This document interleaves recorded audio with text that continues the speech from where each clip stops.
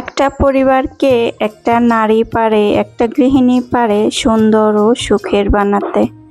তার জন্যে লাগবে হচ্ছে টাকা পয়সা, তার সাথে ভালোবাসা ও স্বামীর সহযোগিতা।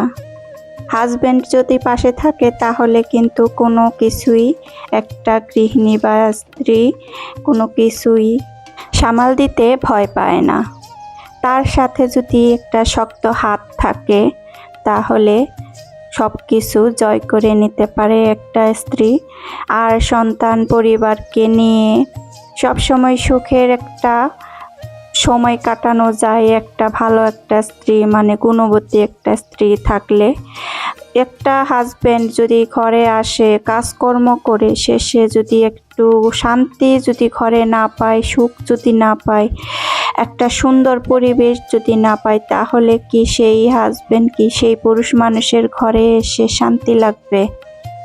পরিবারকে যদি অশান্তিতে দেখে, যে সব সময় টাকা পয়সার জন্যে হাহাকার করা, সেই অভাবের মধ্যে একদিন খাইলাম আরেকদিন না খাইলাম এই রকম করে থাকা, মানে মাস শেষে যে অবস্থাটা আমাদের সবারই হয়ে থাকে, মাস শেষে টাকা পয়সা থাকে না।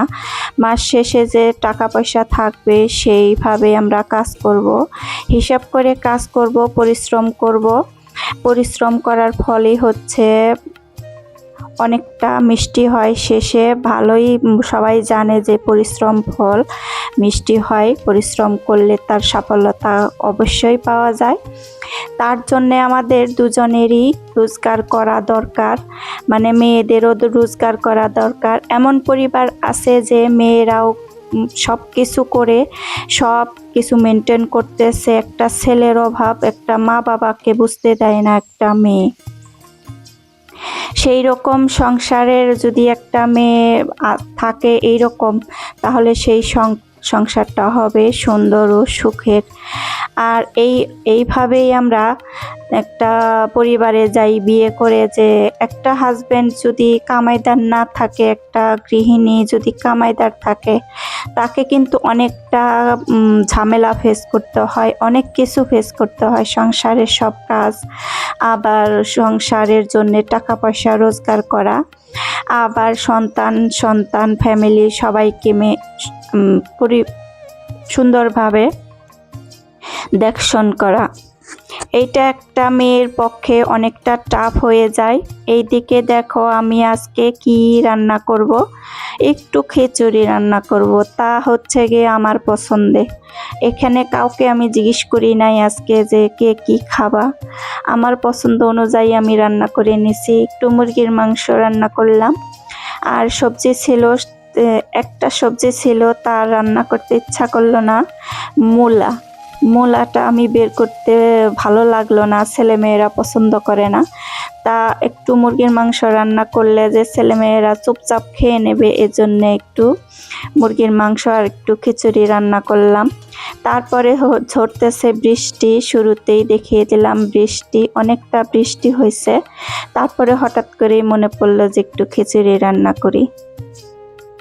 মাঝে মধ্যে তো এইরকম আমরা খেতেই পারি। একটা মুরগিকে আমি 4 ভাগ করে একটু একটু করে রান্না করে দেই, যেটা আমাদের আর কি সাশ্রয় হবে, যে আমাদের আরও 2টা দিন আমরা কিভাবে নিতে পারবো সেইভাবে আমরা কাজ করি।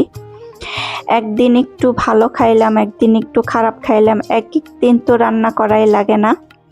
একদিন রান্না করলে 2 দিন খাওয়া যায়, সেই অনুযায়ী একটু বেশি করে রান্না করে আর গরম গরম যদি আলাদা করে রেখে দেওয়া যায়, তাহলে কিন্তু পরের দিনের জন্য আর চিন্তা টেনশন করতে হয় না যে আজকে কি রান্না করব। সেইভাবেই রান্না করে একটু মাংস যদি বেশি করে রান্না করে আলাদা করে রাখা যায়, তাহলে পরের দিন শুধু একটু ডাল আর একটু কোনো রকম আলু ভর্তা বানালেই হয়ে যায়। এইভাবে আমরা প্রতিদিনই যদি আমরা প্রত্যেক সপ্তাহে যদি 2-1 দিন এইভাবে চলি, তাহলে কিন্তু অনেকটা টাকাই সেভ হয়। প্রতিদিনই যে একরকম খাবার খাইতে হবে আমাদের সবারই তা তো না। গ্রামের মেয়েরা অনেক কষ্ট করে দিন যাপন করে। গ্রামের মেয়েরা ঘরে থাকা সব কিছু দিয়েই, ঘরে থাকা জিনিস দিয়েই দিনটা পার করে দিতে চেষ্টা করে। আর বাজার তো অনেক গৃহিণীরা আছে বাজার তো করেই না, বাসায় সব সবজি বাগান, যে 3-4টা সবজি বাগান যদি থাকে তাহলে মানে মনে করো যে ধুন্দুলের গাছ, মিষ্টি কুমড়ার গাছ, এই পাতা দিয়ে আমরা অনেকটা সবজি খেতে পারি। পাতায় অনেক পুষ্টিগুণ আছে, অনেক ভালো একটা খাবার। মিষ্টি লাউয়ের পাতা, তারপরে দেশি লাউয়ের পাতা। এখন তো দেশি লাউটা হয়েছে মানে পানি লাউ, এটা আর কি। আর পুঁই শাক তো আছেই, সবার বাসায় থাকে, গ্রামে গঞ্জে তা সবারই বাসায় থাকে পুঁই শাকটা। আর ডাঁটা শাকও থাকে, ডাঁটা শাক লাগাবে এখন শীতের সময় অনেকটা সবজি আমাদের লাগাতে হবে, যে একটু একটু করে, যাতে আমরা বাসার থেকেই একটু একটু করে উঠাতে পারি আর খেতে পারি। যাতে আমাদের পুরো সপ্তাহের মধ্যে যদি আমরা 3টা দিন আমরা এভাবে পার করে দিতে পারি, তাহলে কিন্তু আমাদের বাজার খরচটা অনেক কমে আসে। আমরা একটু সচেতন হলেই আমাদের অনেকটা টাকায় সেভ হয়। সেই সেভ টাকাটাই আমরা পরবর্তীতে একটা বড়সড় সুন্দর একটা কাজে লাগাতে পারি। অনেক সময় হয় কি যে আমাদের যদি কোনো দরকার পড়ে, আমরা আত্মীয় স্বজনের কাছে যাই, তাহলে কিন্তু তাদের কাছে মুখটা পাই না। তারা নানান ধরনের কথা বলে আমাদের পাশ কাটিয়ে চলে যায়, যে এই না সেই, টাকা দিলে টাকা সহজে দিতে পারবা না, এরকম নানান কথা বলে আমাদের কাছ থেকে পাশ কাটিয়ে চলে যেতে চায়। এই তো দেখো আমি কি করতেছিলাম। এখানে আমি বিকেলবেলা একটা ডিম দিয়ে একটু চালের আটা দিয়ে ছিট রুটি বানাতে চাইছিলাম বাচ্চাদের দেওয়ার জন্যে। তা আমার ধারায় তেমন কিছু হয় না, আমি তেমন একটা বেশি কিছু করতে পারি না, যাই করতে চাই তা হয় না আর কি। এজন্যে আমি বারবার চেষ্টা করি না, আর বারবার চেষ্টা করতে হয়। সব কিছুই